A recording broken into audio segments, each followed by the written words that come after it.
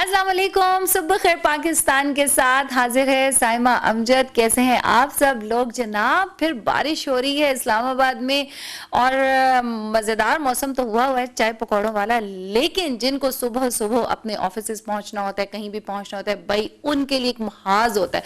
महाज भी क्या, मैदान जंग किसी कैफियत है रोड्स के ऊपर। बिकॉज आई डोंट नो, जब बारिश होती है तो इतनी सारी गाड़ियां कहाँ से आ जाती हैं, किधर से आ जाती हैं। वही रोड है जो आपको नॉर्मल डेज में बिल्कुल मतलब सही मिल रही होती है और ट्रैफिक मूव एटलीस्ट कर रही होती है, लेकिन खड़े हैं, सब खड़े हैं। तो अगेन जी बारिश हुई है। अब इसमें थोड़ी सी लाइक जो है ठंड रुक जाएगी जाते जाते, जो बिल्कुल जा रही थी थोड़ी सी उसमें जो है ना मौसम में बेहतरी रहेगी कुछ अरसे तक। और बाकी शहरों पे भी जनाब उम्मीद है कि बहुत अच्छा मज़ेदार किस्म का मौसम होगा। और अगेन जैसे कल हमने आप बात की थी, आपके अंदर का मौसम कैसा है उसके ऊपर भी गौर कीजिए, उसकी अपलिफ्ट पे भी गौर कीजिए और उसके ऊपर वर्क कीजिए। बिकॉज अंदर का मौसम अच्छा है तो बाहर का मौसम जो है वो ऑटोमेटिकली अच्छा होता है। अच्छा, आज मैंने एक बड़ा इंपॉर्टेंट चीज़ सोची थी कि मैं आप लोगों से डिस्कस करूंगी, और वो डिस्कस ये करनी थी कि जी हम लोग कई दफ़ा ये चाह रहे होते हैं कि हमें लोगों से तारीफ मिले, अप्रिसिएशन मिले, और हम लोगों की जो वैलिडेशन होती है ना towards anything which we are doing, maybe it's our personality, maybe it's our work, whatever we are doing, और कोई भी अचीवमेंट, हम ये चाह रहे होते हैं कि हमें लोगों की वैलिडेशन मिले, लोग उसको सराहें। अच्छा, एक तो ये नेचुरल इंस्टिंक्ट भी है, किसी भी इंसान को अप्रिसिएशन अच्छी लगती है और बहुत मतलब और ज़रूरी भी है इन अ वे।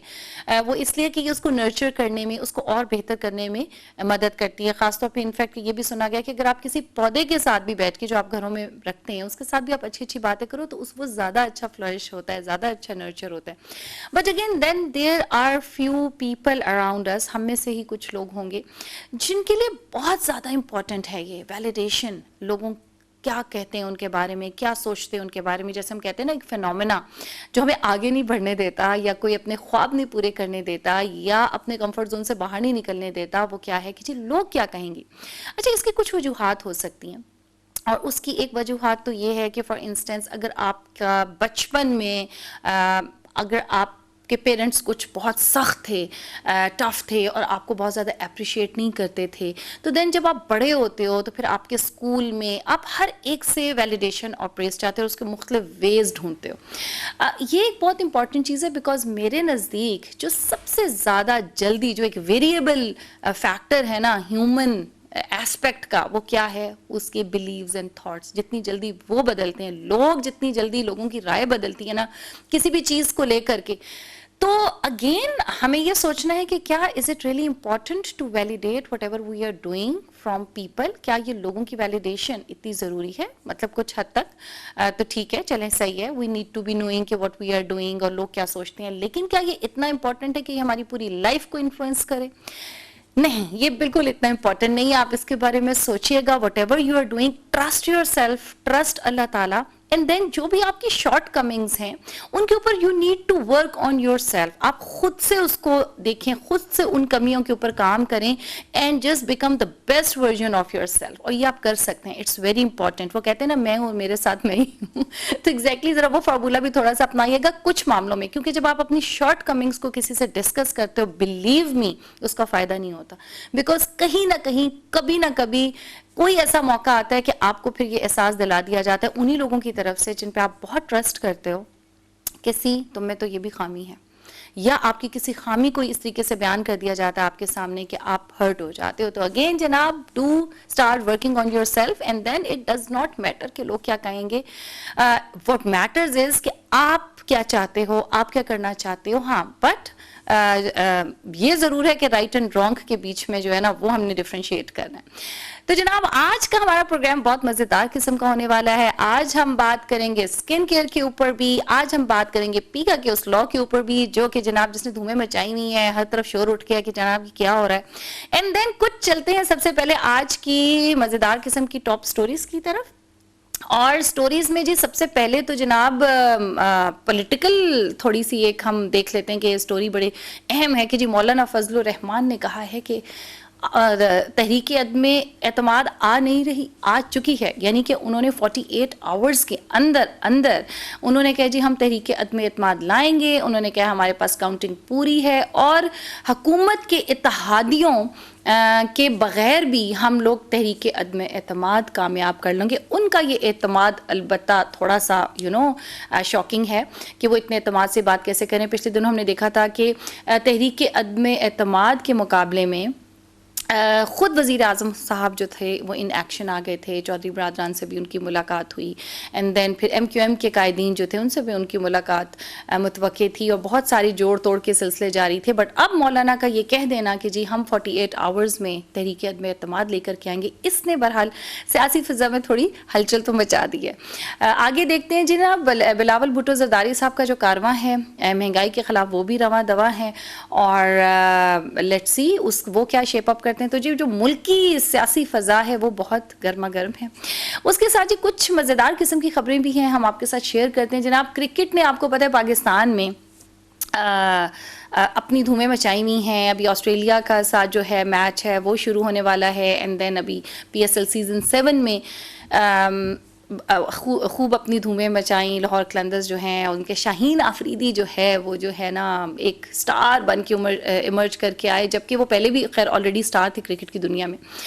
लेकिन जनाब खुशी की खबर अब है वुमेंस क्रिकेट टीम के लिए, बिकॉज PCB ने अब ख़वातीन के PSL के इनअकाद का फैसला कर लिया है 2023 के अंदर। So that is a good news. You know what, हम लोग कभी तो मुकाबला करने लगते हैं, कंपैरिजन करने लगते हैं पाकिस्तानी वुमेन क्रिकेट टीम का जो नॉर्मल मेल क्रिकेट टीम है, but again there is no comparison because अगर आप इसकी हिस्ट्री देख लें तो वो कितना फ़र्क है। ये अभी बेचारी बिल्कुल मासूम सा बेबी है जो वुमेन क्रिकेट टीम है। They need our support, they need our encouragement and then they need their due acknowledgement कि yes ये वहाँ पे मौजूद हैं, उनको वो सारी फैसिलिटीज़ वो सहूलियात होनी चाहिए। इसके साथ एक और बहुत अच्छा इकदाम जो हम देख रहे हैं आने वाले वक्तों में आ रहा है वो है जनाब इंटरनेशनल क्रिकेट स्टेडियम जो इस्लामाबाद में तामीर करने का वज़ीर आज़म साहब ने सोचा है और वो 2025 तक मुकम्मल होगा। इसके बारे में हम पहले भी बात कर रहे थे। उम्मीद है कि ये वर्ल्ड क्लास स्टेडियम होगा विद ऑल दी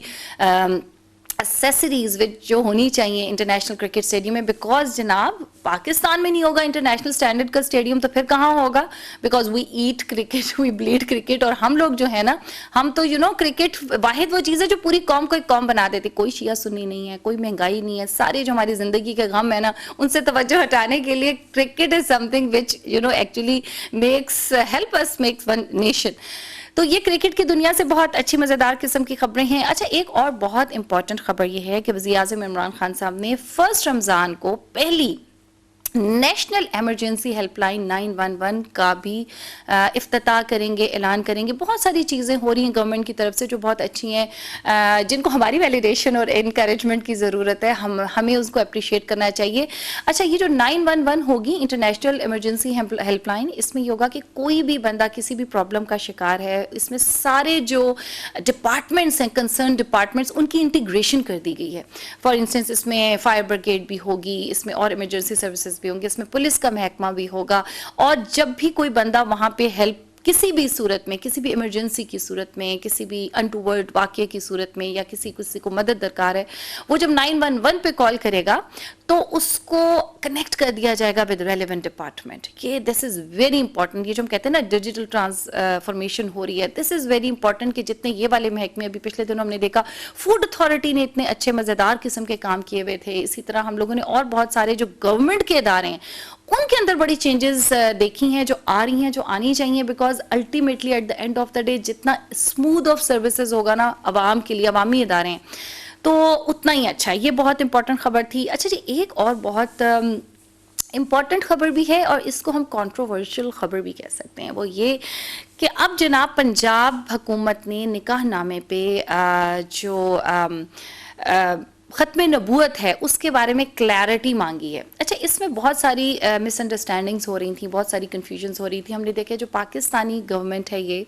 उसने बहुत एडवोकेसी की है ख़त्म नबूवत के लॉ की, बिकॉज बहुत सारी कॉन्स्पिरेसी थ्योरीज आती रहती हैं और बहुत सारे धड़ों में हम ऑलरेडी बटे भी रहते हैं। बट ये एक मुतनाज़ा इस वे में है क्योंकि कुछ लोगों का ये कहना है कि ये तो मज़ीद डिवाइड करेगा हमारी सोसाइटी को और हमारे मतलब मुल्क को, जो ऑलरेडी हम इतने तफरकात में बटे हुए हैं। But again on the other hand कुछ हलकों की तरफ से इसको बहुत सराहा जा रहा है, बिकॉज वो ये कहते हैं कि जनाब निकाह हो जाता है और निकाह के बाद कुछ जब सूरत हाल पेश आती है, उससे बेहतर है कि निकाह के टाइम पे क्लैरिटी ऑफ द फैक्ट्स हो दोनों फ्रीकैन को।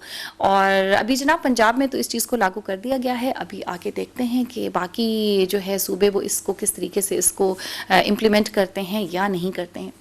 तो जनाबे वाला ये थी आज की कुछ मज़ेदार किस्म की चीदा चीदा खबरें। अभी वक्त हो जा रहा है छोटे से कमर्शियल ब्रेक का। ब्रेक के बाद आप कहीं नहीं जाइएगा, बिकॉज हम बात करने वाले आज स्किन के हवाले से। हमारे साथ मौजूद होंगे डर्मेटोलॉजिस्ट और हम उनसे सवाल पूछेंगे। आप भी अपने सवाल पूछ सकते हैं प्रोग्राम में शामिल होकर। मिलते हैं एक छोटे से ब्रेक के बाद।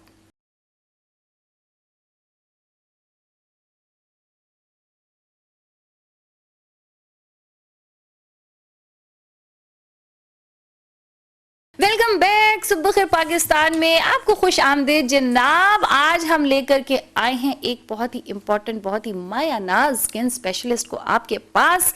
और अगर आपकी भी कोई स्किन की प्रॉब्लम चल रही है, कोई स्किन का इशू चल रहा है, तो आपको भी ये ऑफर महदूद मुद्दत तक के लिए है कि आप भी हमें प्रोग्राम में कॉल कर सकते हैं और अपने जो भी स्किन इश्यूज हैं, कोई मशवरा लेना चाहे डॉक्टर साहब से तो वो ले सकते हैं। बिकॉज टेक्नोक्रेट से मशवरा लेना बहुत ज़रूरी है। ये जो हम अंकल गूगल और आंटी यूट्यूब का इस्तेमाल कर रहे होते हैं ना बैठ के अपने टोटकों का, तो वो जो है ना एट टाइम्स कभी एडवर्स इफेक्ट भी आते हैं। तो चलते हैं जनाब अपने गेस्ट की इंट्रोडक्शन की तरफ। हमें आज स्टूडियोज में ज्वाइन किया है डॉक्टर मुबश्शिर मुश्ताक ताहा साहब ने। पिम्स में स्किन स्पेशलिस्ट हैं, डर्मेटोलॉजिस्ट हैं। थैंक यू मुबश्शिर साहब, thank you for joining us today. Thank you, welcome ji.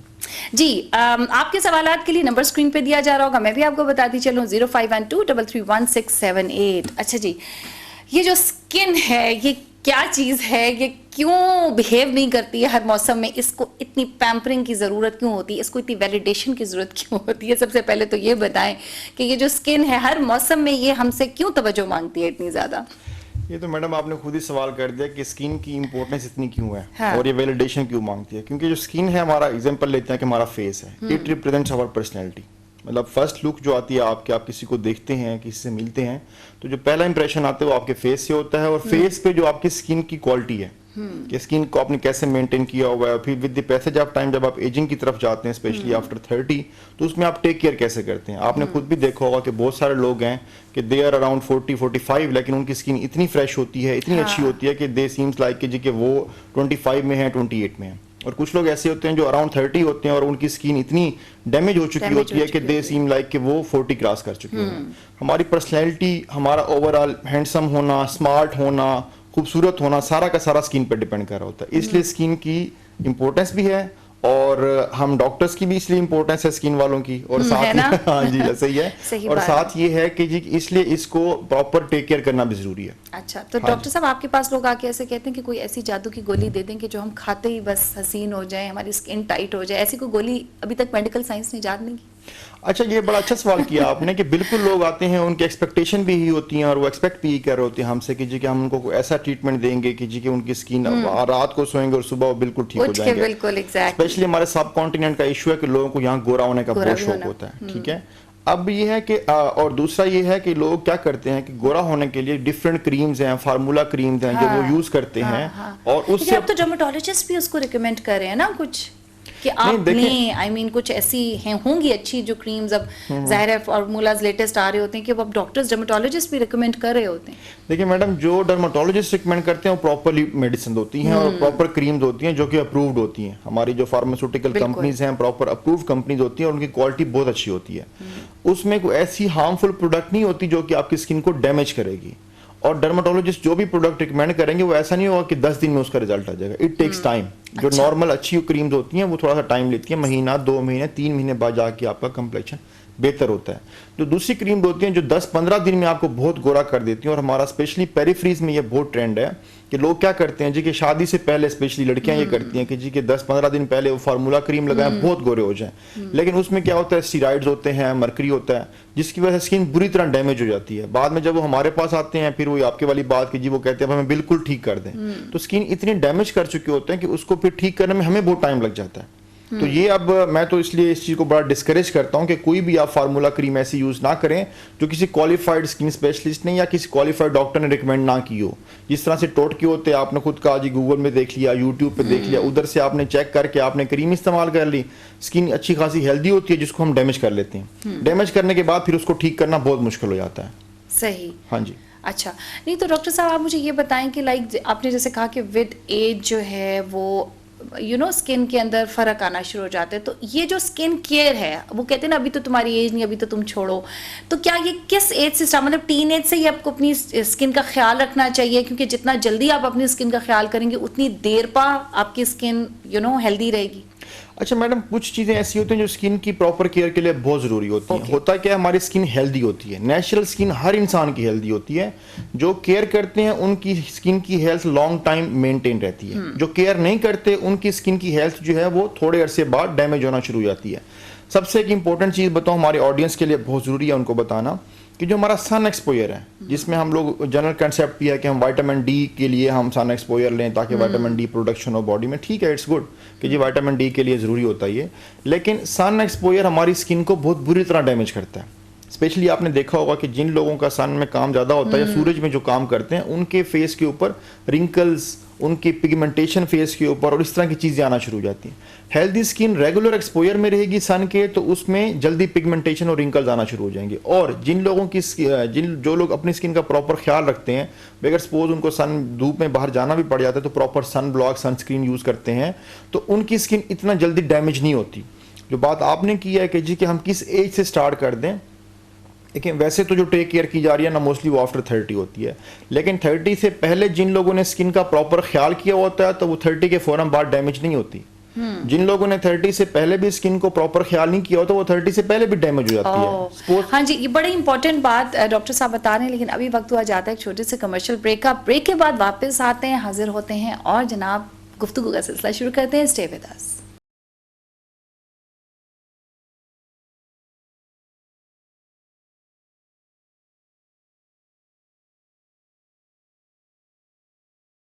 Welcome back सुबह खैर पाकिस्तान में जनाब, आपको खुश आमदीद एक बार फिर। ब्रेक पे जाने से पहले जनाब गुफ्तगू हो रही थी स्किन के ऊपर। हमारे साथ जनाब मौजूद हैं डॉक्टर मुबश्शिर मुश्ताक डाहा साहब, और आप भी अगर कोई सवाल है आपका स्किन के इश्यूज़ को लेकर के तो जनाब नंबर स्क्रीन पे दिया जा रहा है, आप हमें कॉल कर सकते हैं, डॉक्टर साहब से डायरेक्ट सवाल कर सकते हैं 0512331678।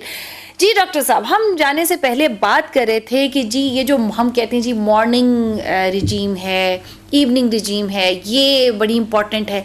अच्छा, ये क्या है, स्किन केयर क्या करनी चाहिए आपके हिसाब में? जो मिनिमम एक स्किन की देखभाल की जरूरत होती है उसमें क्या क्या चीज़ें इन्वॉल्व हैं?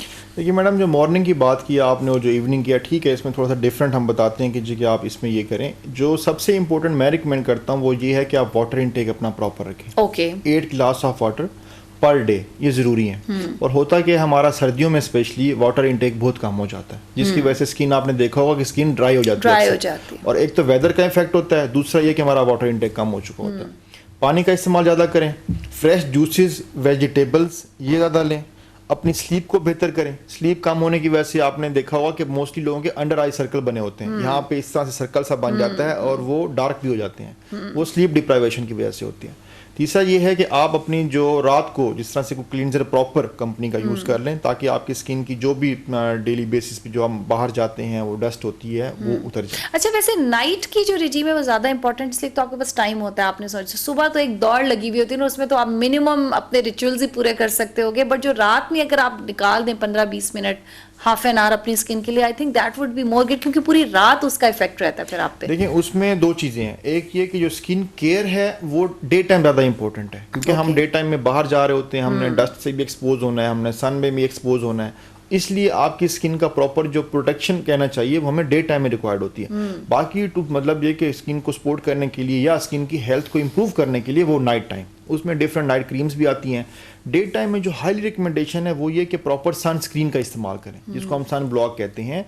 और हमारा जनरल कंसेप्ट ये है कि सर्दियों में धूप कम होती है इसलिए सन ब्लॉक की ज़रूरत नहीं है, बट सर्दियों में भी सन ब्लॉक की बहुत ज़्यादा ज़रूरत होती है, क्योंकि सर्दियों में भी जो सन रेज आ रही होती हैं उसमें अल्ट्रा वायलेट रेज होती हैं और वो स्किन को वैसे ही डैमेज करते हैं जिस तरह से गर्मियों में करती हैं। थोड़ा सा डिफरेंस ये है कि सर्दियों में अगर फॉर एग्जांपल हमें फुल डे में 2 to 3 टाइम्स कोटिंग चाहिए उसकी सन ब्लॉक की, क्योंकि रिकमेंडेशंस ये हैं कि आप आफ्टर एवरी 2 to 3 आवर्स ना सन ब्लॉक की एक और कोटिंग चेंज करें। बिल्कुल। हाँ जी, तो क्योंकि वो सन रेज। अच्छा, कह रहे हैं घर में भी लगाएं आप, इवन इफ आपका एक्सपोजर नहीं है और आपका हीट का एक्सपोजर, आप खाना वगैरह बना रही हैं, जैसे खवातीन घर में बैठी खाना वगैरह, तो वो भी लगाएं।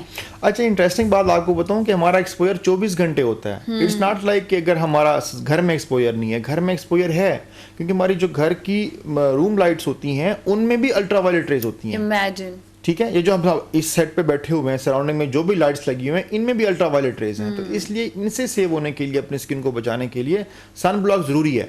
दूसरा ये है कि जो मैं आपको बता रहा था पहले कि जो हमारा विटामिन डी प्रोडक्शन है वो सन रे से ज़रूर होता है बॉडी में, लेकिन जो इंटरनेशनल गाइडलाइंस हैं वो 10 to 15 minutes exposure of sun in the morning और इन द इवनिंग। अच्छा, मतलब 15 मिनट्स ना, ये बड़ी वो चीज़ होती है कि वो कौन सा टाइम है, बिकॉज अगेन वही वाली बात है कि जी क्या 10-11 बजे तक वाला जो टाइम है दैट इज़ द बेस्ट कि आप सन को अपना थोड़ा एक्सपोजर दे दो अपनी स्किन को। अच्छा, इसमें जो आपने बड़ा अच्छा सवाल किया आपने, वो ये है कि 7 to 9 AM सुबह मॉर्निंग में, उस टाइम पे तो धूप होती भी नहीं थी, या फिर असर के टाइम मतलब जिसमें सन रेज की इंटेंसिटी कम होती है, उसमें अल्ट्रावायलेट रेज कम होती हैं, उस टाइम आप सन एक्सपोजर ले सकते हैं।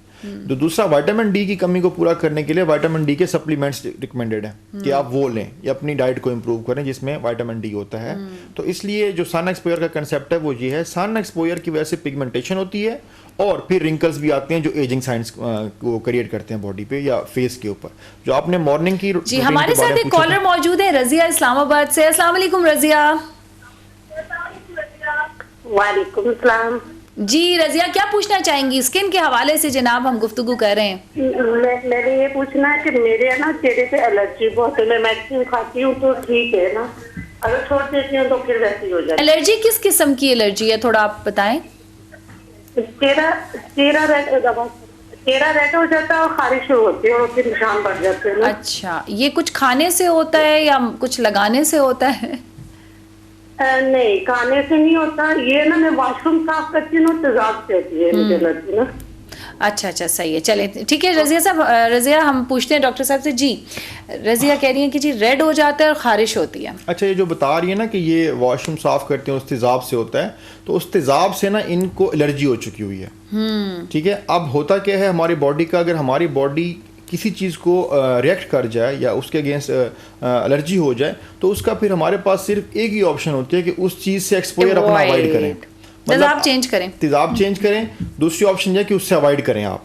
फॉर एग्जांपल, जिस तेजाब में कोई ऐसा केमिकल होगा जिसकी वजह से इनका बॉडी वो एलर्जन प्रोड्यूस कर रही है, तो इसलिए उसको चेंज करें। उस वक्त क्या करते हैं, जिस तरह ये बता रही हैं कि मैं मेडिसिन लेती हूँ तो ठीक हो जाती हूँ, टाइमली तो ठीक हो जाती हैं, जब ये दोबारा एक्सपोज होंगी ये दोबारा इनको होता जाएगा। रजिया, इनफैक्ट आपने अपने ना सवाल के अंदर ही अपना मसला भी का जवाब भी दे दिया था और आपको इनफैक्ट पता भी था इस चीज़ का। तो अब हमने वही वाली बात है ना कि जी ऑथेंटिकेशन आ गई डॉक्टर साहब की तरफ से भी कि जी या तो तेजाब चेंज करें, बेहतर है कि अवॉइड कर लें, कुछ और तरीक़ेकार आप यूज़ कर लें, क्योंकि ये सिलसिला फिर चलता रहेगा इसी तरीके से। जनाब, आप भी का और भी कोई सवाल है तो आप हमें कॉल कर सकते हैं, नंबर स्क्रीन पर दिया जा रहा होगा।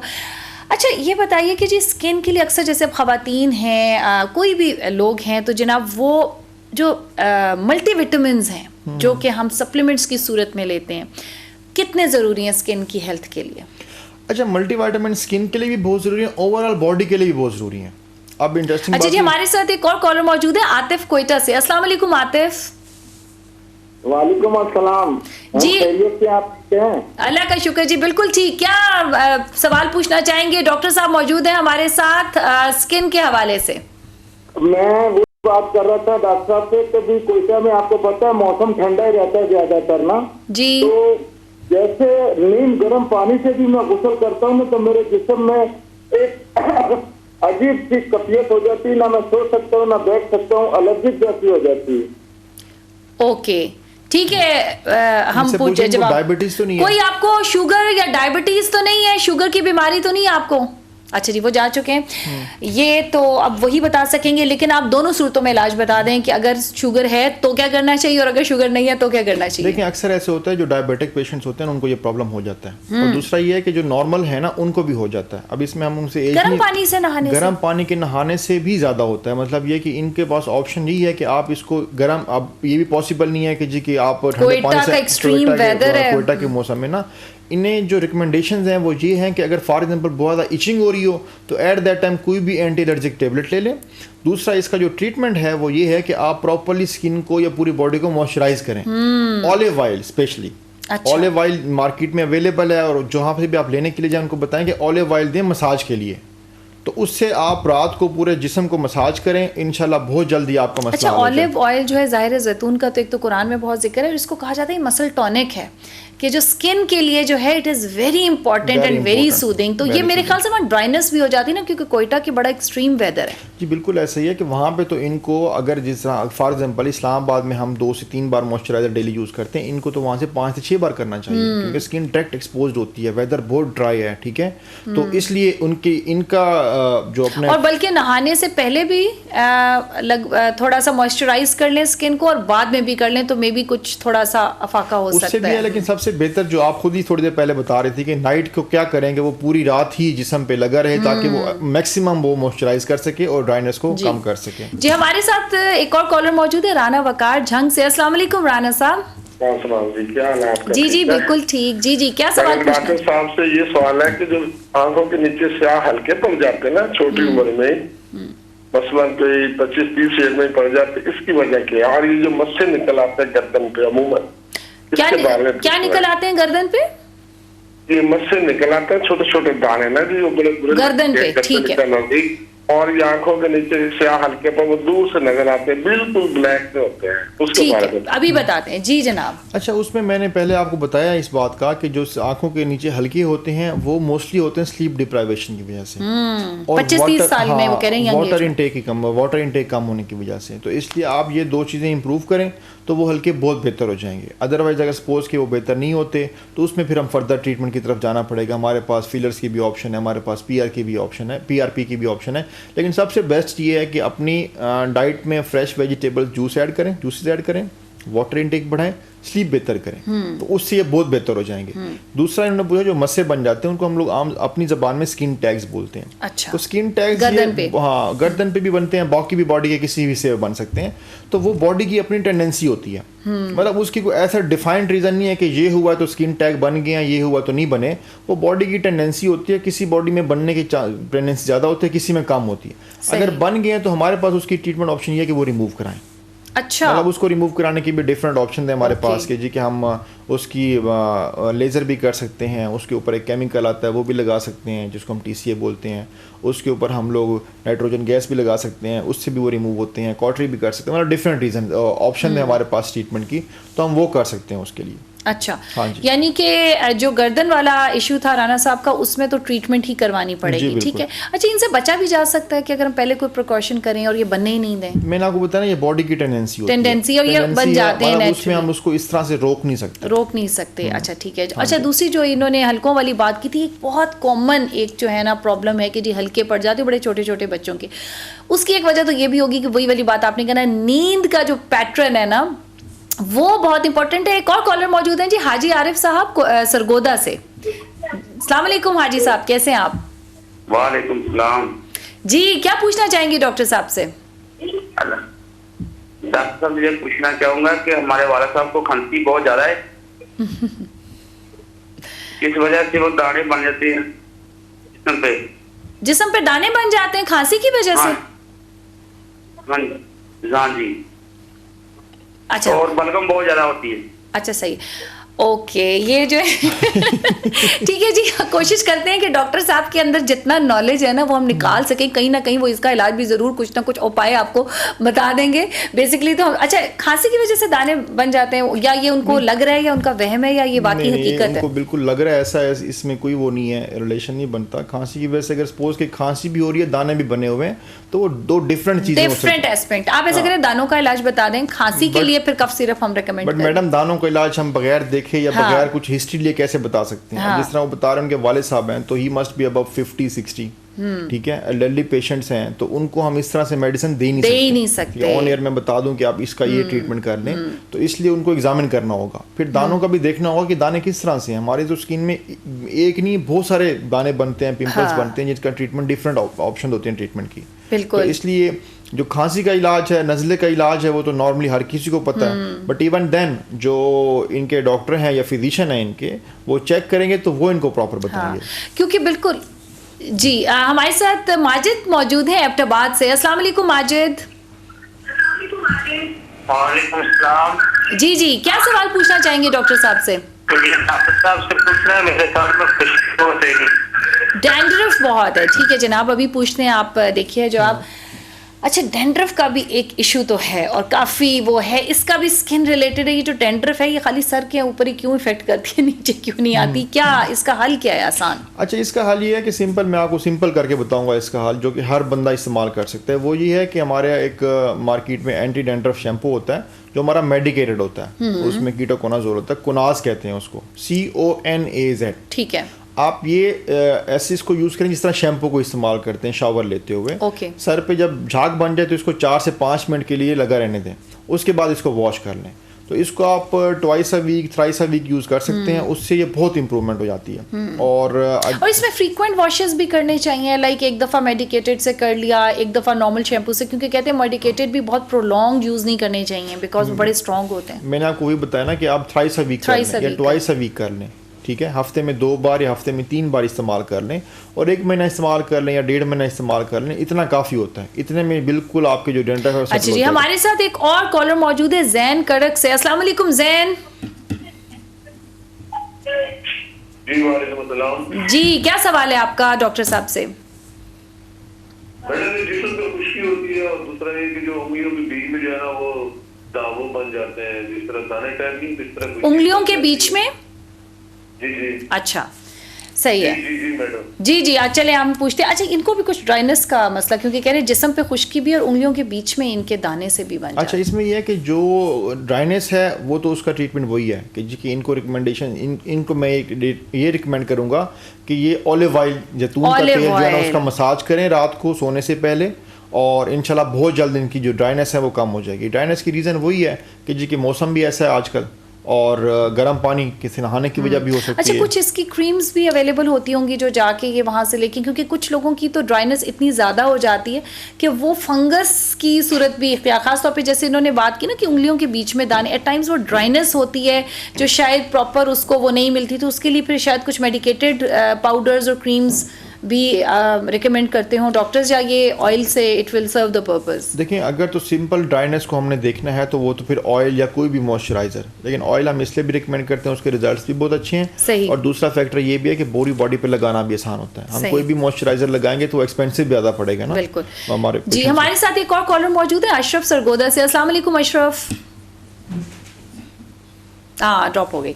अच्छा जी, अच्छा सही है। तो मैं बता रहा था आपको कि जो ऑयल है वो तो पूरी बॉडी पे लगा सकते हैं, इजी होता है। दूसरी बात जो इन्होंने आपको बात कहा ना कि उंगलियों के दरमियान में दाने हैं या कुछ इस तरह की चीज बनी हो, अगेन तो वो हम बगैर देखे कैसे बताएं उनको, वो फंगल भी हो सकता है, चेक करवाना पड़ेगा भी हो सकता है, ठीक है, वो और भी कोई इन्फेक्शन हो सकती है। तो वो उसमें जैन बेसिकली उसमें द बॉटम लाइन इज कि अगर आपके वैसे आपको खुश्की हो रही है सर्दी की वजह से, तो देन जो ऑलिव ऑयल है, जैसे डॉक्टर साहब ने बताया कि उसका जो मसाज है अगर आप वो लगाते हो तो दैट अगेन शुड उसको आपको कंफर्ट देनी चाहिए। लेकिन अगर नहीं मसला हल हो रहा तो बेहतर यही है कि आप जाके डॉक्टर को दिखा दें, क्योंकि कुछ चीज़ें बहुत सेंसिटिव होती हैं, खास तौर पे जैसे इन्होंने कहा कि उंगलियों के बीच में दाने, उसके वेरियस रीजंस हो सकते हैं। वेरियस रीजन है, उसका हम फिर इस तरह से बता नहीं सकते बगैर देखे हुए। अच्छा डॉक्टर साहब, ये जो पिंपल्स है ना, इसका भी एक ये बैनुल अक़वामी मसला है और हर बंदा जो है ना इसके लिए ऑब्वियसली मेडिकेशन भी रिक्वायर्ड होती है। किस स्टेज पे मेडिकेशन लेनी ज़रूरी होती है? अच्छा, बहुत बचपन में तो एक मिथ था कि जी मेडिकेशन नहीं लेनी, एज के साथ निकल रहे हैं और वो जो है ना खुद ही खत्म हो जाएंगे। अच्छा, एक और कॉलर हमारे साथ मौजूद है, उसके बाद इसका जवाब आपसे लेते हैं। अरशद है नारोवाल से। अस्सलाम वालेकुम अरशद। जी वालेकुम सलाम। जी क्या पूछना चाहेंगे डॉक्टर साहब से? मेरी डायबिटीज 120-30 रहती है, शुगर तिनसे निकल आती है, कभी वो घुटने पर, कभी वो क्या निकल आते हैं घुटने पर? फिंसियां। अच्छा, ओके राइट, शुगर की वजह से। ठीक है 130-35 शुगर है। ठीक है जी, आपको ऑनलाइन जवाब देते हैं। अच्छा, शुगर के साथ भी कुछ चीजें कनेक्टेड हैं जो स्किन रिलेटेड है? बिल्कुल ऐसे है ना, जिस तरह मैंने बताया ना, जो डायबिटिक होते हैं उनमें पूरी बॉडी में इचिंग हो सकती है, टेंडेंसी ज्यादा होती है उनमें। जो डायबिटिक होते हैं उनकी स्किन ड्राई ज्यादा होती है कंपैरेटिवली, ठीक है। और दूसरा ये जो बात करें कि पिंपल्स निकलते हैं, कुछ इस तरह की चीजें होती हैं, तो वो ये होता है कि वो अच्छा, ये भी फिर बॉडी की टेंडेंसी है, उसमें देखा जाएगा कि उसमें अंडरलाइंग इन्फेक्शन कौन सी है। ऐसा होता है जी कि अंडरलाइंग या फिर कोई रूट काज होती है जिसकी वजह से वो पिंपल्स या वो जिस तरह बता रहे हैं कि वो जख्म से बन जाते हैं, तो उसका फिर अकॉर्डिंगली ट्रीटमेंट किया जाता है। तो मोस्टली अच्छा, हमारे ये मतलब घरेलू टोटका इसका कोई नहीं है, you need to go and नहीं बिल्कुल भी नहीं, सी योर डॉक्टर। उनकी एक तो शुगर लेवल चेक करना पड़ेगा, ठीक है, और दूसरा ये कि शुगर को प्रॉपर लेवल पे कंट्रोल मेंटेन करना, पड़ेगा। कंट्रोल शुगर रखनी होगी। साथ ही हम फिर मेडिसिन देंगे उनको, और जिसकी वजह से वो उनकी पिंपल्स या वो जो बता रहे हैं वो ठीक हो जाएगा। लेकिन अगेन अब हमने देखना होगा कि पेशेंट की एज कितनी है और इनको एंटीबायोटिक देनी है तो कितने अरसे के लिए देनी है और कौन सी देनी है। तो उसके लिए फिर इस तरह के जो केसेस है ना, वो फिर सिर्फ 2 बातें सुन के और एग्जामिन किए बगैर, प्रॉपर हिस्ट्री लिए बगैर उसकी मेडिसिन हम दे नहीं सकते। जी, एहसान लतीफ है हमारे साथ आजाद कश्मीर से। अस्सलाम वालेकुम एहसान।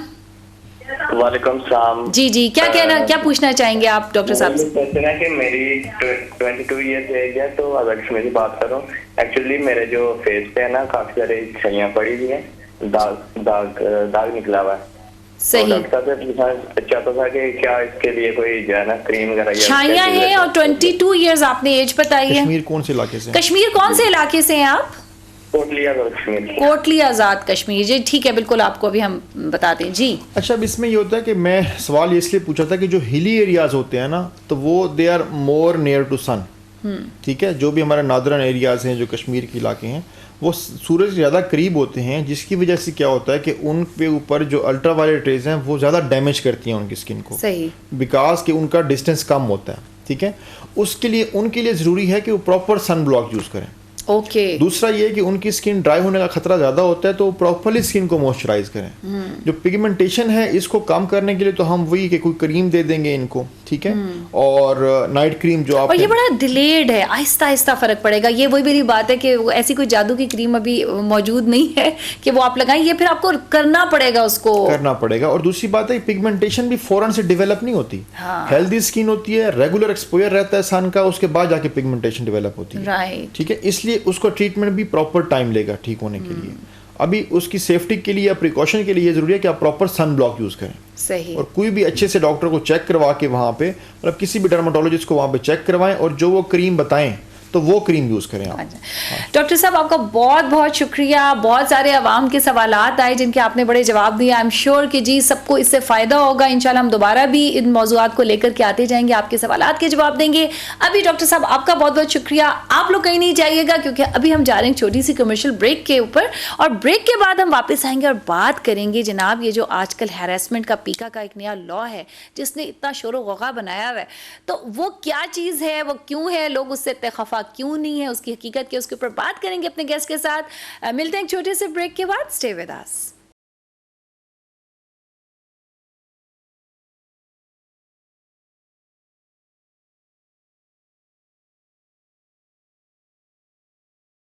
वेलकम बैक जी, सुबह खैर पाकिस्तान में एक बार फिर आपको खुश आमदेद। और जनाब अब हम बात करेंगे थोड़ी सी इस हवाले से कि कुछ अरसे से बहुत जी एक गर्मा गर्म बहस छिड़ी हुई है पीका के उसने लॉ के बारे में कि उन्होंने कहा जी अगर फेक न्यूज़ कोई देगा, सोशल मीडिया पे डालेगा, चाहे आपका वो फेसबुक स्टेटस हो, इंस्टाग्राम पे कुछ आपने डाल दिया किसी के भी खिलाफ, तो नाकाबिले ज़मानत जो है ना गिरफ्तारी इसमें अमल पे लाई जाएगी। 5 साल, 3 से 5 साल तक इसमें कैद हो जाएगी। और अगर आई मीन लाइक वो जज़ा और सज़ा का जो फैसला है वो तो बाद में होगा ना, आपकी सज़ा का अमल जो है ना शुरू हो जाएगा उसी वक़्त से, अगर आपने वो जो किसी के लिए भी कोई गलत खबर की छापी या उसको स्प्रेड किया किसी भी मीडियम के थ्रू।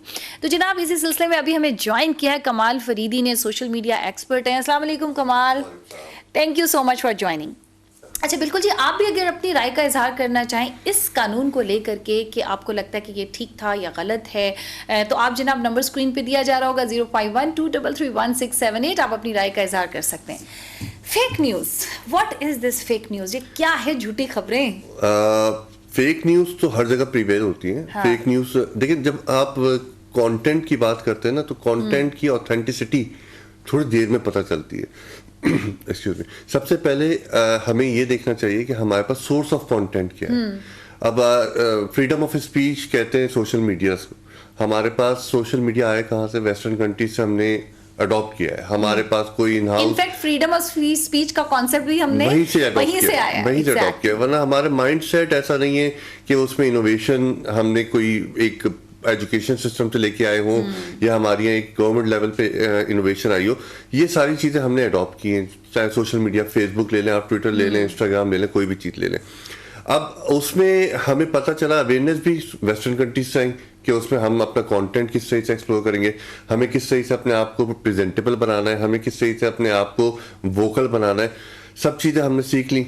अब हमारे पास मॉनिटरिंग एजेंसीज नहीं थी यहाँ पे, हमारे पास कोई रूल्स नहीं थे, हमारे पास कोई ऐसी पॉलिसी मेकर्स नहीं थे कि जो हमें स्टॉप लगाते या हमें बताते कि यहाँ तक जाना है, आपके लेवल यहाँ तक है, आपके बैरियर्स यहाँ तक है। अब हुआ क्या कि हम अडॉप्ट करते करते हम इतना एडवांस हो गए, इट्स सेल्फ यूजर इतना एडवांस हो गया कि वो कहता है कि मैं सबसे पहले कोई भी न्यूज होगी ना वो शेयर करूंगा, ब्रेक करूंगा। अब वो वहां से इसमें रेटिंग और फॉलोइंग का भी चक्कर है। फॉलोइंग का कॉन्सेप्ट, साइकोलॉजिकल इफेक्ट आ गया कि मेरे जितने लाइक्स होंगे, मेरे जितने व्यूज होंगे, I will be the number 1। अब बीच में एक ऐसा वक्त आ गया था कि आप सोशल मीडिया से मीडिया हाउसेस जो है वो न्यूज ब्रेक करते थे। एग्जैक्टली वो वक्त इस तरह से एक बैरियर बन गया था, हमारा एक ब्रिज बन गया था कि मीडिया हाउसेस जो थे वो सोशल मीडिया पे देखते थे यार आज क्या हो रहा है, क्या हो रहा है, बिल्कुल। और उन्होंने एक अपनी लिस्ट बनाई हुई थी कि ये these are the influential peoples कि जिनकी न्यूज ऑथेंटिक है और ये फौरन ब्रेक करनी है। अच्छा, ऑथेंटिसिटी को कैसे हम इंश्योर करते थे? जितने लोग लाइक और फॉलो करेंगे आपको, जितने लोग तो कोई म्यार ना हुआ ना, ये तो जो फॉलोअर्स का जो एक भेड़चाल चल पड़ी है ना। यही तो मैंने आपको शुरू में बोला कि हमने कोई स्टैंडर्ड नहीं सेट किया, हमने सिर्फ अडॉप्ट करने के बाद उसको बस नंबर 1 करते रहे अपने आप को कि हम बस आगे चलते रहे। हमने कोई स्टैंडर्ड सेट नहीं किया, हमने कोई एजेंसी सेट नहीं की, हमने कोई डिपार्टमेंट सेट नहीं किया, हमने एजुकेशन सिस्टम्स में इसको इन्वॉल्व नहीं किया कि हम सोशल मीडिया को अपने एक एज अ सिलेबस लेके चलें कि हमने फ्रीडम ऑफ स्पीच के मीनिंग क्या रखनी। हम डिपार्टमेंट नहीं बनाते, हम इदारे नहीं बनाते हम, लेकिन सोशल मीडिया का एक यूनिवर्सिटी लेवल तक तो लाके एक सब्जेक्ट बनाते, क्योंकि अब बहुत जरूरी है। अब तो बहुत जरूरी है इस चीज को चैनलाइज करना। बिकॉज देखिए, टू बी वेरी ऑनेस्ट, थोड़ी सी दुख की बात भी है कि हर बंदे के हाथ में आ गया मोबाइल। अब वो बंदा इतना रिस्पॉन्सिबल सिटीजन है कि उसको पता है कि how to use that responsibly. That is the issue. Street journalism हमने अभी बीच में बहुत इस पे बात की थी, मीडिया हाउसेज ने भी बात की थी कि आपका फोन आपका कैमरा है, आप उसको यूटिलाइज करें और अपनी खबर आवाम तक पहुंचाएं। अब वो हर लेवल से आपके पास पहुंच रही है, लेकिन अगेन वही बात कि उसको ऑथेंटिकेट कौन करे, उसको बताए कौन कि जेन्युइन भी नहीं है या फैब्रिकेटेड है। अब इशू यहाँ पे क्या आया है? इशू यहाँ पे यह आया है कि हमारे पास चंद एक, अगर आप कह लें ना 10% फेक न्यूज है, तो 90% आपके ऑथेंटिक लोग हैं जो अपनी bread and butter social media से अर्न कर रहे हैं। वो न्यूज किस तरह से ब्रेक करते हैं? He want to be a anchor, he want to be a journalist, he और she want to be something कि अपने आप को इन्फ्लुएंशियल करे। लेकिन मसला क्या आ गया? अब ये जो हमारे पास एक पीका का ऑर्डिनेंस आया, उसने उन सब की उम्मीदों पे थोड़ा सा शैडो डाउन कर दिया। शैडो डाउन किस सही से कि आपके पास अगर किसी ने आपकी कंप्लेन कर दी कि ये न्यूज सही नहीं थी, तो कंप्लेन करने के बाद आपसे ये पूछा नहीं जाएगा क्यों डाली। आपको पहले उठाया जाएगा, आपको उठाने के बाद जेल में डाला जाएगा, जेल में डालने के बाद आपकी चित्रोल होगी, चित्रोल के बाद चित्रोल का एस्पेक्ट है उसमें हमारे काइंड ऑफ जेल में होती है ना, तो हमने डाल दिया। हमारे कल्चर में तो आपको घर से और गाड़ी तक ले आने में भी चित्रोल का एस्पेक्ट आता है। तो वो चित्रोल का एस्पेक्ट एक साइकोलॉजिकली सोशल मीडिया पर डिस्कस हो रहा है ना, हम तो वो बात कर रहे हैं सोशल मीडिया पे खौफ बन गया है। अब खौफ किस तरह से बना है कि लोग अब इस किस्म की इंफॉर्मेशन को देखिए, अच्छी बुरी इंफॉर्मेशन सोशल मीडिया से ही पता चलती है। मैं किसी डिपार्टमेंट में जाता हूँ, मेरा काम नहीं होता, तो मैं शेयर करता हूँ वो चीज़ कि ये मेरी साथ जाती हो रही है, तो वो अब अच्छी है बुरी है ये डिपार्टमेंट्स को आइडेंटिफाई करना है। लेकिन मैंने वो जो एक्सपीरियंस किया है वो मैंने अपने सोशल मीडिया अकाउंट पे शो किया है, मैंने डिस्प्ले किया है, लेकिन उसको वेरीफाई करना डिपार्टमेंट्स का काम है।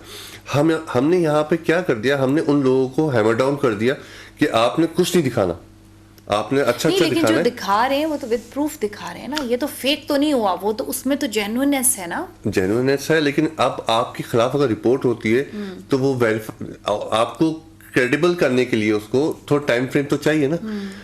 फॉर एग्जाम्पल, मैंने XYZ डिपार्टमेंट में जाके XYZ इंडिविजुअल के साथ जाके एक वीडियो बनाई कि भाई ये मेरे साथ ज्यादती हुई है। अब अगेंस्ट उस बंदे ने कहा कि नहीं यार ये इसने मेरे साथ ज्यादती की है, तो जो फर्स्ट मूवर होगा कंप्लेन का वो डेफिनेटली गेट द एडवांटेज।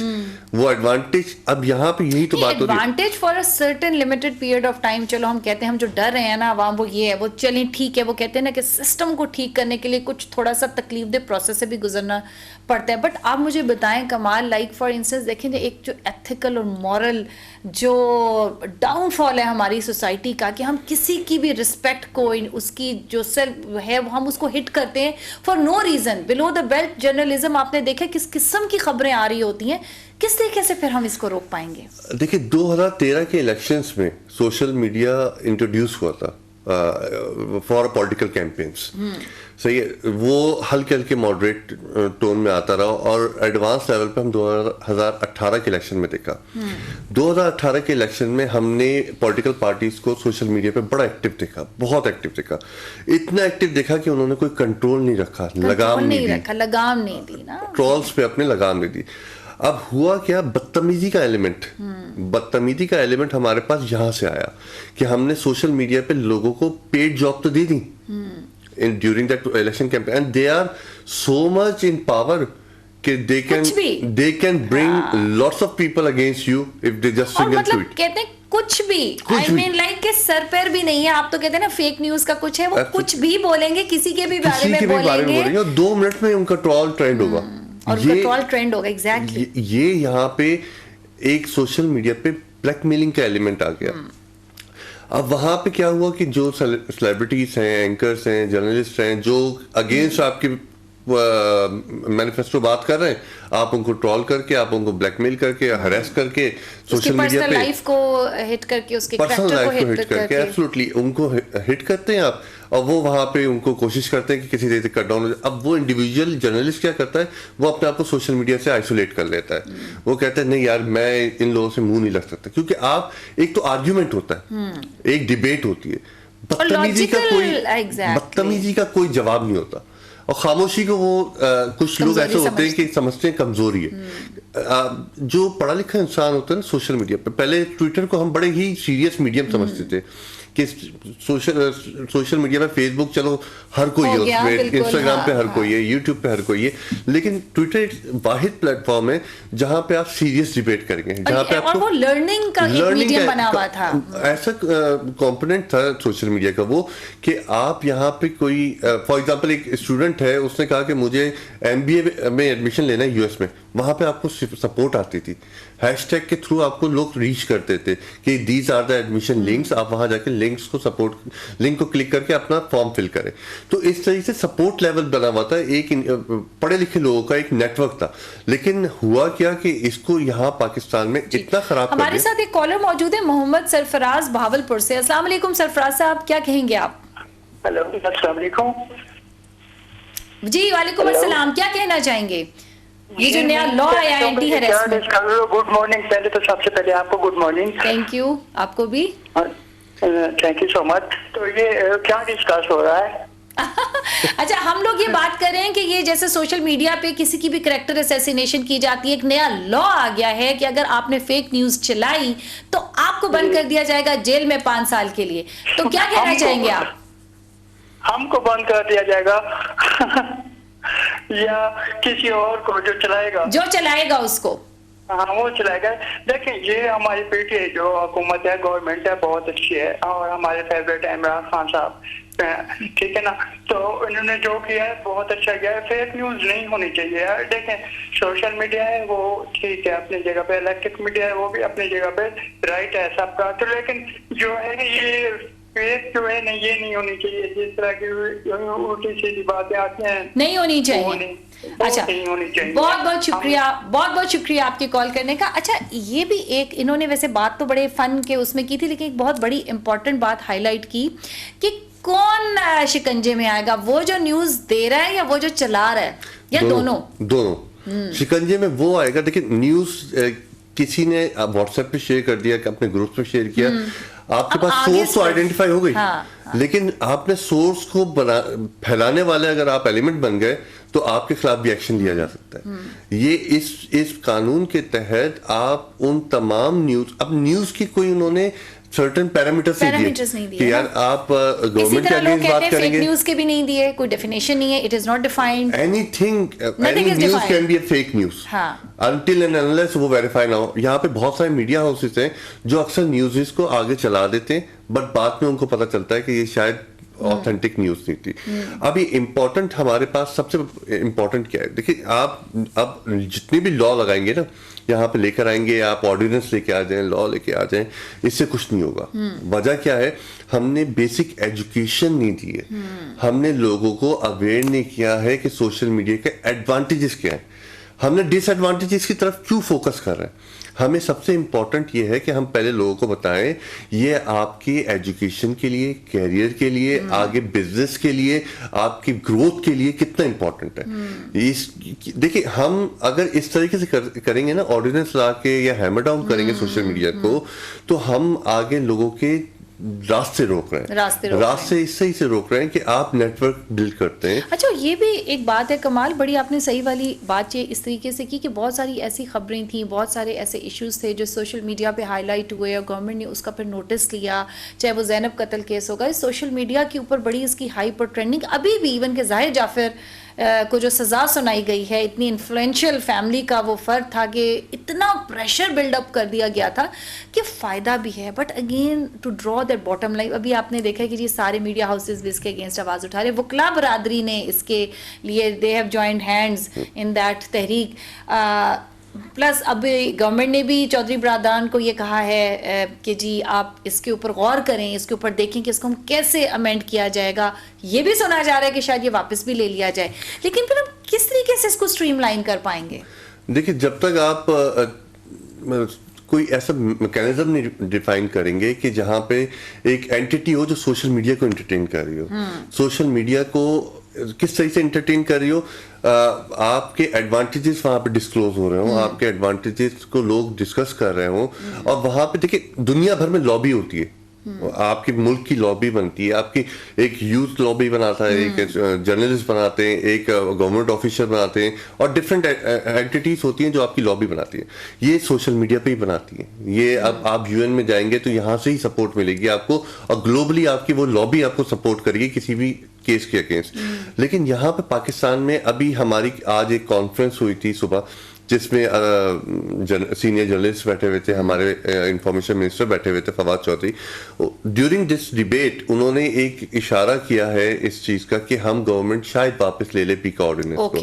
तो पीका ऑर्डिनेंस को वापस लेके बेहतर ये है कि उसकी अवेयरनेस स्टार्ट करें, एजुकेट करें। वापस लेने से तो कहीं बेहतर ये ना होता कि इसमें अमेंडमेंट्स कर दी जाती, जहां पे रिजर्वेशंस हैं लोगों की, उन चीजों को एड्रेस कर दिया जाता। अगर आप सीधा ही वापस ले लेंगे तो वो तो बेलगाम। यही हुआ। अब स्टेक होल्डर्स को ऑन बोर्ड लेके एक कमेटी बनाई गई है कि किस तरीके से गवर्नमेंट और इस कमेटी के दरमियान एक निगोशिएशन होगी कि हम म्यूचुअल ग्राउंड्स पे किसको सही करना है, किसको गलत करना है, कौन से लॉ को इस पे इन्फोर्स करना है, किसको हटाना है, वो इस पे डिस्कशन होगी, डिबेट होगी। उसके बाद एक फाइनल ग्राउंड पे आके फिर इस ऑर्डिनेंस को रिवोक किया, रीलॉन्च किया जाएगा। अच्छा, मतलब कि वापस तो नहीं आ रहा ना, क्योंकि ये तो फिर गवर्नमेंट की कमजोरी भी इससे साबित होगी कि आपने एकदम से प्रेशर में आके या किसी भी न्यूज के रिजल्ट में आपने एक लॉ तो इंप्लीमेंट कर दिया फौरन, लेकिन आपने सोचा समझा नहीं और अब आपको वापस लेना पड़ रहा है। वापस तो कभी भी कोई चीज नहीं होती पाकिस्तान में चाहे वो कुछ किसी भी चीज हो, लेकिन उससे मॉडिफाई होगा।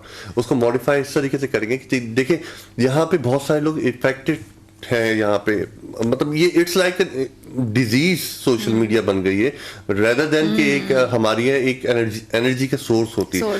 डिजीज किस तरीके से हो गई, जिस तरीके से आपने भी हाईलाइट किया, और लोग बेशुमार कंप्लेन करते हैं कि आपको पर्सनली टारगेट किया जाता है, और टारगेट करके और आप उसके खिलाफ कुछ नहीं कर सकते सिवाय खामोशी के। अगर इस किस्म के ऑर्डिनेंस आएंगे, इस किस्म के लॉ इन्फोर्स होंगे, तो आप सामने वाला आपको कहते हुए 10 दफा सोचेगा कि राइट मैं ये बात कहूं या नहीं कहूं, ये ना हो कि मेरे घर के बाहर FIA खड़ी हो। अच्छा, फेक न्यूज़ तो चले एक एस्पेक्ट ऑफ दैट है ना, लेकिन हमने देखा कि जो साइबर सिक्योरिटी वो बड़ी एक्टिव हुई है। अगर आपको कोई ब्लैकमेल कर रहा है या कोई भी इस तरह की चीज़ है, इवन कि अब तो ये देखें कि जो आपके हार्श कमेंट्स हैं, अब्यूसिव कमेंट्स हैं, उनको भी अगर आप रिपोर्ट करो तो उसका भी बड़ा अच्छा रिस्पॉन्स आता है। लाइक पीपल आर हैप्पी कि उसको भी बड़ा सिंप्लीफाई किया, खास तौर पे जो रिपोर्ट करे उसका नाम भी सीक्रेसी में रखा जाता है, क्योंकि ये चीज़ होती थी ना कि जी आपकी उसमें नहीं। तो क्या उसी के अंदर इसको ऐड ऑन नहीं किया जा सकता था, जो ऑलरेडी लॉज मौजूद हैं, कुछ एक फेक न्यूज़ का भी, ये पूरा एक अलहदा से लॉ लाना, उसकी हाइप क्रिएट करना? देखिए, पीका ऑर्डिनेंस और जो एग्जिस्टिंग लॉज हैं अगेंस्ट साइबर सिक्योरिटीज, उनमें मुशाबियत है थोड़ी बहुत, उनमें सिमिलैरिटीज है। पीका it's like a final version, extreme version, and the existing last episode जो अभी नहीं आ रही हैं एग्जिस्टिंग जो था हमारे ऑर्डिनेंस, जितने भी लॉज हैं वो थोड़े से सॉफ्ट थे। सॉफ्ट इस तरीके से कि पहले इन्वेस्टिगेशन होती थी, इन्वेस्टिगेशन के बाद एक रिपोर्ट सबमिट होती थी, फिर आपके अगेंस्ट एक वारंट आता था, उस पर आपको उठाया जाता था। पीका जो था, पीका जो बना है वो उसमें आपको पहले उठाया जाता है, फिर इन्वेस्टिगेशन स्टार्ट होती है, फिर आपका वारंट होता है, फिर आपके अगेंस्ट एक लेकिन एक बात है ना कमाल, द थिंग इज दैट कि ये बात आपकी बिल्कुल सही है कि जो पहले उठाने वाली चीज़ है, आपको पता है इन्वेस्टिगेशंस की सूरत हाल, मतलब एक ना ख़त्म होने वाला जो जस्टिस सिस्टम का, तो आपको पता ही है कि उसके ऊपर किसी का ट्रस्ट नहीं है। अब कैपिटल पनिशमेंट्स हमारे पास है नहीं, रूल्स बहुत मौजूद है, इम्प्लीमेंटेशन नहीं है। अब क्या करें, किधर जाएं? आई मीन लाइक अगर आप इन्वेस्टिगेशंस के चक्कर में पड़ेंगे, फिर तो किसी के वो जो जजा और सजा वाला अमल है ना, वो तो नहीं होने वाला। देखिए, हमारे पास वन विंडो ऑपरेशन एक स्टार्ट की थी FIA ने, एक helpline number through their website, एक कंप्लेंट फॉर्म था, और आप फिजिकली जाके भी वहाँ पे कर सकते हैं। वहाँ पे एक सेपरेट उन्होंने डिपार्टमेंट बनाया हुआ है जो इमीडिएट एक्शन लेता है। इमीडिएट एक्शन इन टर्म्स कि आपका एक कॉल सेंटर पे कॉल आई, उन्होंने एक जनरेट कर दिया टिकट, उस टिकट पे विद इन 24 to 48 आवर्स एक ऑफिसर असाइन होता है, वो आपसे कांटेक्ट करता है, उस कांटेक्ट के बेसिस पे वो असेस करता है कि इसके अगेंस्ट क्या करना चाहिए, और वो फिर आपको लाइन ऑफ एक्शन देता है कि 3-4 दिन में या 15-20 दिन में आप आके फिजिकली एक एप्लीकेशन सबमिट करें और हमें आके बताएं कि क्या चीज़ है, हम उसके खिलाफ एक्शन लेंगे। अब हमें इससे बेहतर मैकेनिज्म क्या हो सकता है? देखिए, हमें चाहिए कि जितने भी सोशल मीडिया प्रेजेंसेस हैं, चाहे फेसबुक है, इंस्टाग्राम है, ट्विटर है, यूट्यूब है, हम उनको हल्के हल्के कन्विंस करें कि अपने ऑफिसेज यहाँ बनाएं। जब तक उनके ऑफिसेज यहाँ पे नहीं होंगे, वो एड्रेस नहीं करेंगे ना, हमें एड्रेस नहीं हो पाएगा। जैसे टिकटॉक बैन होता है तो वो टिकटॉक की टीम आ जाती है बातचीत करने गवर्नमेंट के साथ, लेकिन अगेन एग्जैक्टली उनके जो हैं, हमने यूट्यूब के साथ अपने बहुत सारे कॉन्फ्लिक्ट देखे हैं ओवर द इयर्स, लेकिन हमने कभी उस कॉन्फ्लिक्ट का सोर्स नहीं समझ में आया कि हम किस सही से उस सोर्स को पकड़े। हम बंद कर देते हैं YouTube, it's not a right decision, solution तो नहीं है ना। हमें चाहिए कि इन एंटिटीज, देखिए Pakistan is a huge market for them, सही है, they are earning billions of dollars, I am sure. हाँ, तो हमारे लिए इम्पोर्टेंट है कि हम उनको कन्विंस करें एक प्रॉपर लॉबी के तहत, एक प्रॉपर आर्ग्यूमेंट के तहत कि एटलीस्ट अपना एक ऑफिस तो बनाए। दुनिया भर में आप मलेशिया चले जाएं, आप दुबई चले जाएं, कोई भी इंटरनेशनल ऑर्गेनाइजेशन या एंटिटी आती है तो वो सबसे पहले उनकी रिक्वायरमेंट होती है, अगर आपने यहाँ बिजनेस करना है अपना ऑफिस बनाए, और ऑफिस ऐसा बनाए कि आप यहाँ पे स्टेक होल्डर हो। हाई राइज बिल्डिंग बनाए, आप चले आए मलेशिया में, सारी हाई राइज बिल्डिंग उन लोगों की होगी जिनके ऑफिस है वहाँ पे, जो बिजनेस कर रहे हैं वहाँ पे। आप सबसे पहले कैपिटल मंगवाते हैं उनसे, कैपिटल जब आता है तो आपको ऑफिस बनते हैं, फिर यहाँ पे आपकी जॉब क्रिएशन होती है। जॉब क्रिएशन के बाद फिर वो जॉब क्रिएशन जो करते हैं वो अवेयरनेस स्टार्ट करते हैं, वो ट्रेनिंग स्टार्ट करते हैं। You have a better ecosystem कि आप सोशल मीडिया, आप गवर्नमेंट कहाँ तक करेगी? गवर्नमेंट का एक सर्टेन, लेकिन गवर्नमेंट ये तो कर सकती है ना कि आप उनको बुला के एक वो ग्राउंड तो बना सकती है। ये काम बहुत पहले करना स्टार्ट होना चाहिए था। ये काम स्टार्ट हुआ था, हमने पेपॉल का सुना, 10 साल तक सुना कि आ रहा है, लेकिन आ नहीं पाया। वजह क्या है कि सिक्योरिटी कंसर्न, बट हमने उसका ऑल्टरनेट निकाल दिया। हमने पाकिस्तान में अपने पेमेंट सिस्टम इतने अच्छे इंट्रोड्यूस करवा दिए कि हमें जरूरत नहीं है। ओके फाइन, हमने फेसबुक तो इंट्रोड्यूस नहीं करवाया, हमने यूट्यूब तो इंट्रोड्यूस नहीं करवाया, हमने यूट्यूब के डिफरेंट फॉर्मेट्स इंट्रोड्यूस करवाए, लेकिन नहीं चल पाए। क्योंकि देखिए, आप बिग डाटा अगर पाकिस्तान में बात करें ना, तो बिग डाटा जाइंट अभी तक ऐसा जितना नहीं आया कि इतना मैसिव डाटा को हम रिस्टोर कर सकें या सिक्योर कर सकें। हमें बहुत इंपॉर्टेंट है कि हम इन कंपनीज के ही पास जाएं, हम एक प्रॉपर एक सॉफ्ट लॉबी के साथ जाएं और उनको कन्विंस करें कि आप आके यहाँ पे, पहले शुरू में एक कंसल्टेंट थे पाकिस्तान में, हायर्ड या डेजिग्नेटेड कंसल्टेंट, बट वो भी कॉन्सेप्ट अब हल्के हल्के मांग पड़ गया है, उनको भी सिंगापुर मूव कर देते हैं, यहाँ पाकिस्तान में कुछ नहीं रहता। बहुत बहुत शुक्रिया कमाल, आपने टाइम निकाला, इतने इंपॉर्टेंट एस्पेक्ट्स जो हैं उसको आपने मजीद क्लियर किया, और इनफैक्ट इसके ऊपर बात होनी चाहिए। बहुत सारी चीज़ें वही जो हम इधर उधर से सुनते हैं, once we have a technocrat और मुझसे बात करते हैं तो बहुत सारी चीज़ों की क्लैरिटी आती है। जनाब इसके साथ ही साइमा अमजद को इजाज़त दीजिए, सुबह खैर पाकिस्तान का वक्त हुआ जाता है ख़त्म। आपसे मुलाकात होगी अगले हफ्ते। बशर्ते ज़िंदगी, अपना बहुत सारा ख्याल रखिएगा, वीकेंड एंजॉय कीजिएगा। अल्लाह हाफिज़।